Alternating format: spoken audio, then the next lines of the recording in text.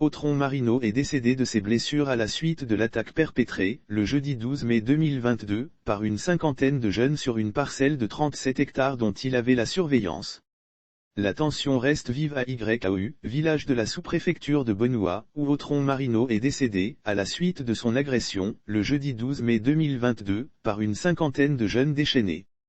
Le jour des faits, la victime était en compagnie de GNN Félix, Abaté Albert et Alouan Valérie, tout commis à la surveillance des travaux de lotissement entrepris sur une parcelle de 37 hectares, non loin du carrefour dénommé Motard.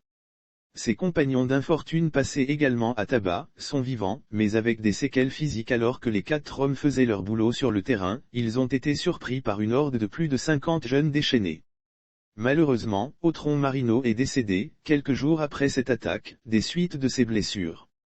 Ses compagnons d'infortune dont GNN Félix et Abaté Albert, passaient également à tabac, sont vivants, mais avec des séquelles physiques.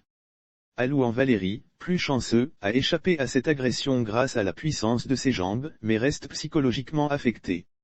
Le confrère a rencontré, le samedi 22 mai 2022, à Grand Bassam, un membre de la famille Vonam-Leive, propriétaire de la parcelle en lotissement. À l'en croire, cette famille a été reconnue propriétaire de la parcelle de 1200 hectares par la Chambre judiciaire de la Cour suprême, dans son arrêt numéro 509 rendu le 18 juillet 2021. Il raconte l'horrible journée où l'agression a été perpétrée.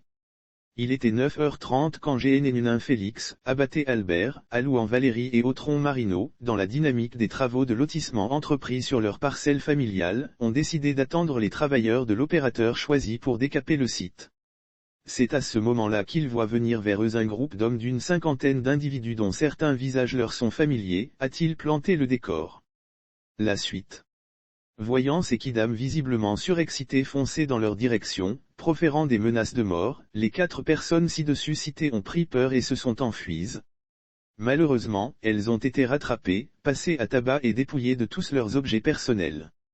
Autron Marino qui avait trouvé refuge un peu plus loin dans la broussaille, a été sorti de sa cachette et roué de coups si violents que le pauvre a perdu connaissance entre les mains de ses bourreaux, raconte-t-il.